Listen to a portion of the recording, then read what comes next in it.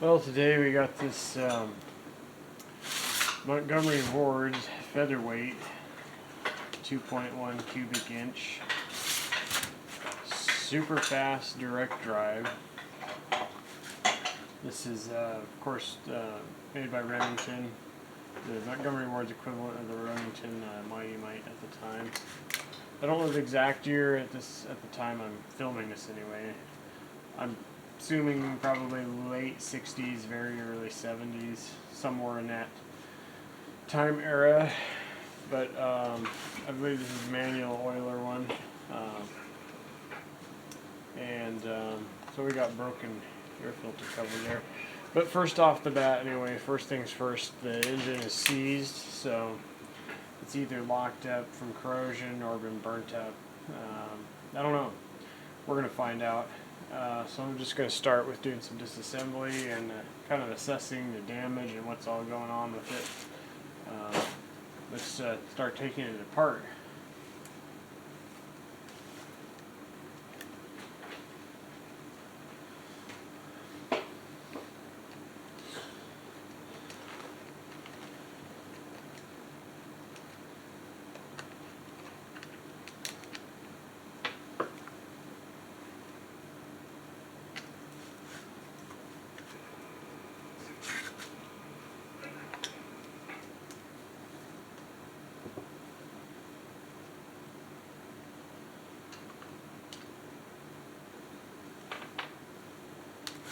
The longer one goes in the front.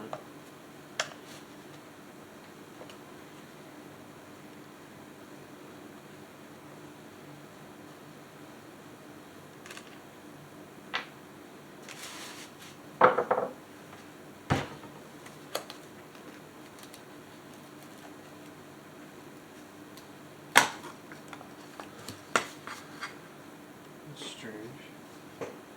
Oh no.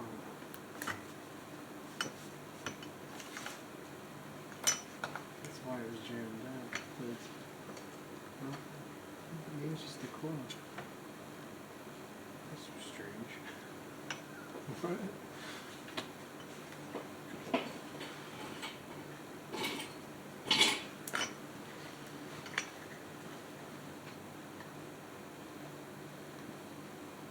Apparently a screw came loose and got jammed between the flywheel fins and the coil and busted the coil off.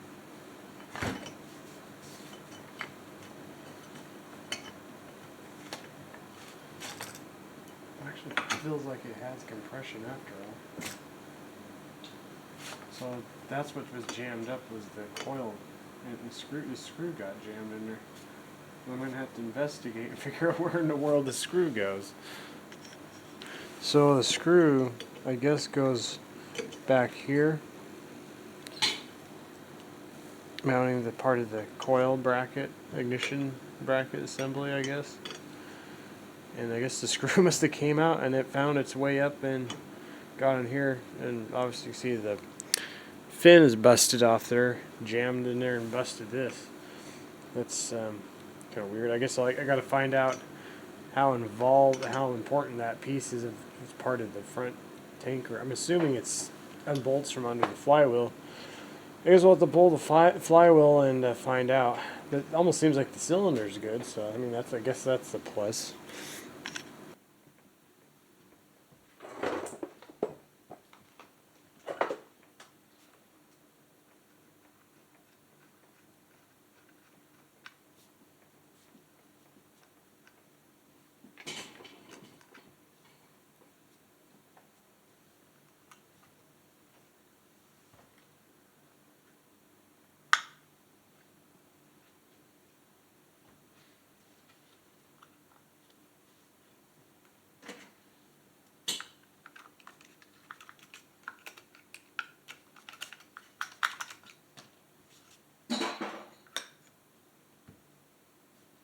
Well, since I don't have a puller for this saw, I'm going to have to make one.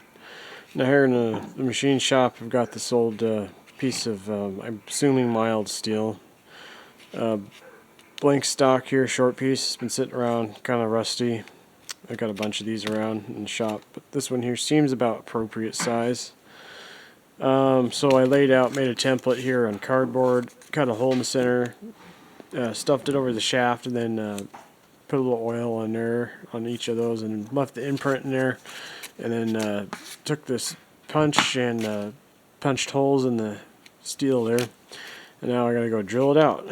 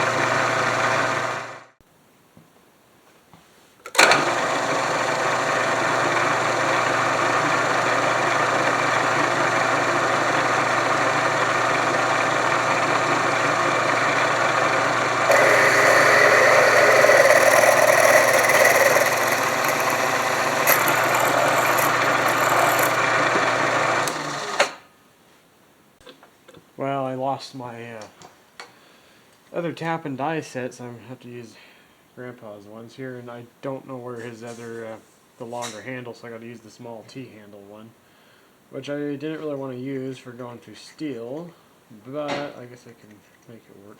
I've been walking around the shop in circles, and I can't find my other tap and die set, so we're just gonna forget that and just start tapping.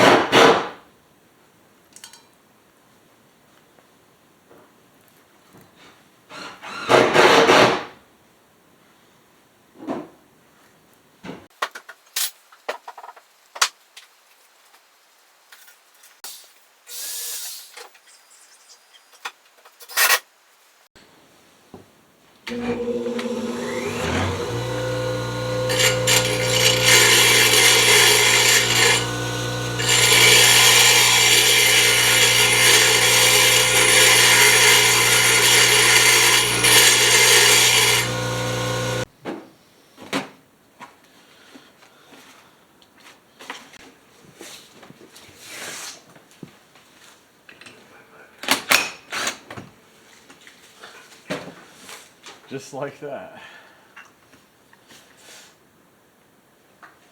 I'm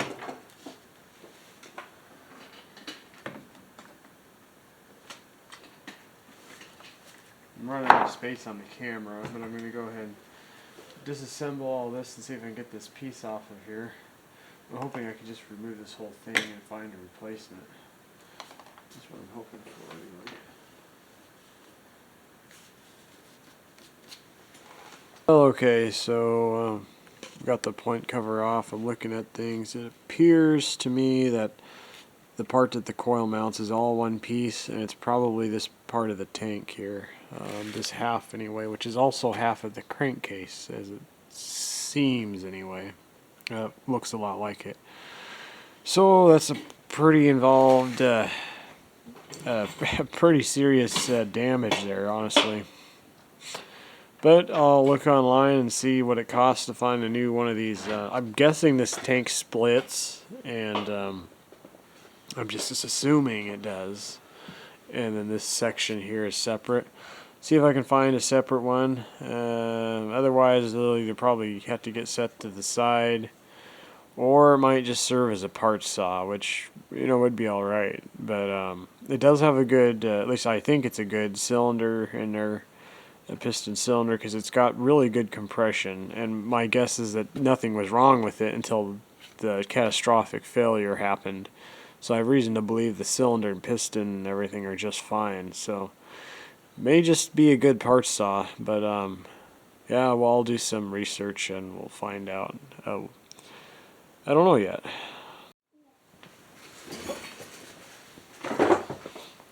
Alright, so we picked up a new piece for it here. Got that off eBay. As you can see, the colors don't match. This one's apparently for a Remington, but this Remington version of the same model saw, but it'll work. Color won't match, like I said, but maybe someday I'll repaint it anyway. For now, it was the cheapest I could get it online, and in fact, I'm not sure I was even able to, to find one in the Montgomery Ward orange for the correct model. So there's some ones that are very similar to this, but they're a slightly newer model where they have like a plastic fuel tank inside of them. Those won't work on here anyway. So we're just gonna start, I guess, trying to disassemble this thing here. Guess just start taking random stuff apart, I guess.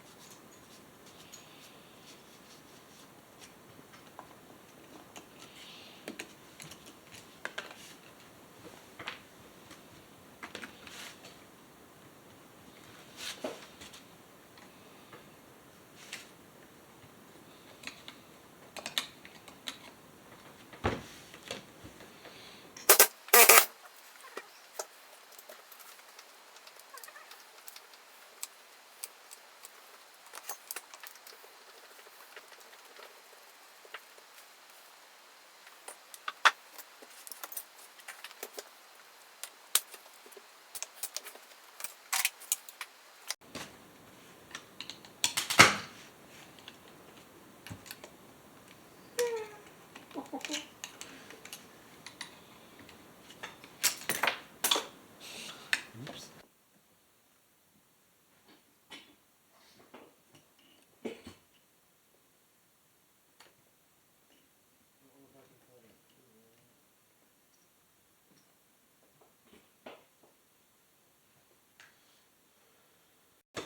I'm just digging out these screws. There's looks like there's 1, 2, 3, 4, 5 of them.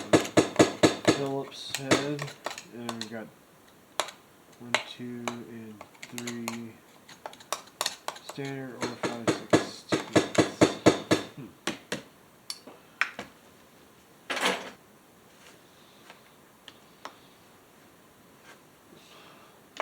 Surprisingly, they're coming loose.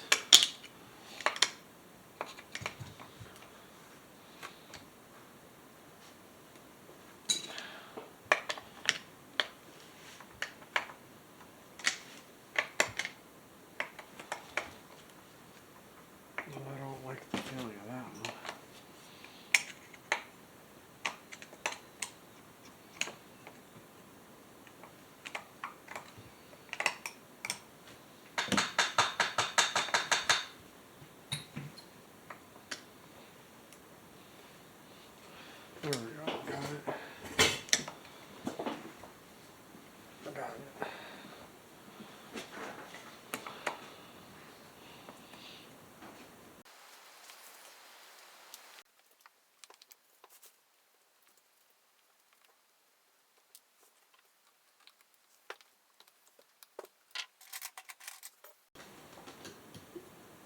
I have this ground down custom socket here.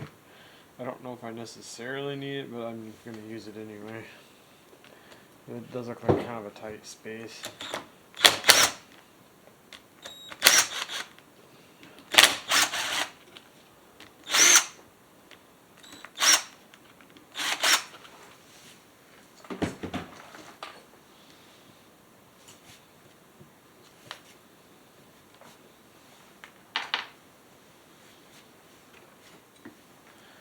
I think with that should be everything holding it that I'm aware of. Guess I can pry on that because there's nothing really.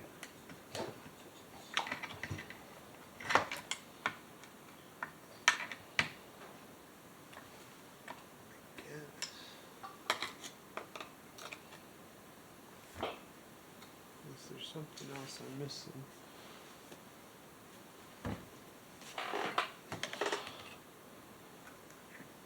What's this down here? Oh, I missed one. So one more little screw down here for a corner. I think there's 7 total. Now we'll try it.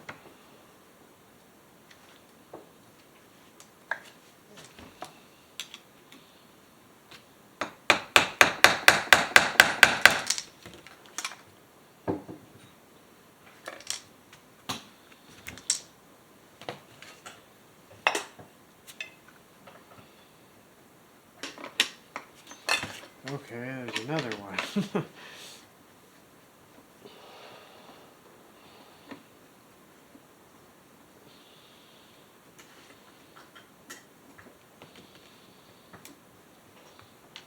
Bunch of little screws.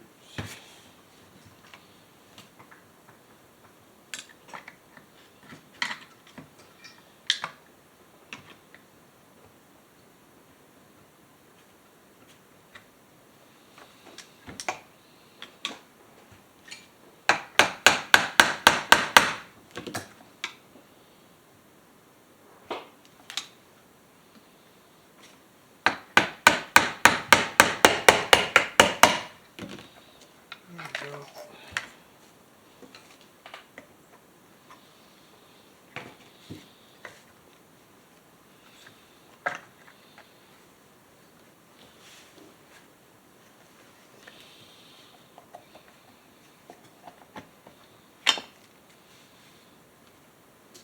Washer there, don't want to lose that.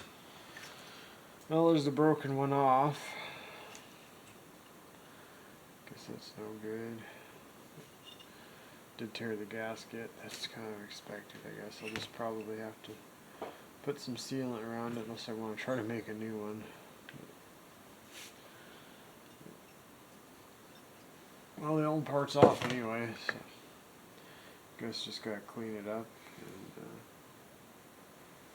check things out.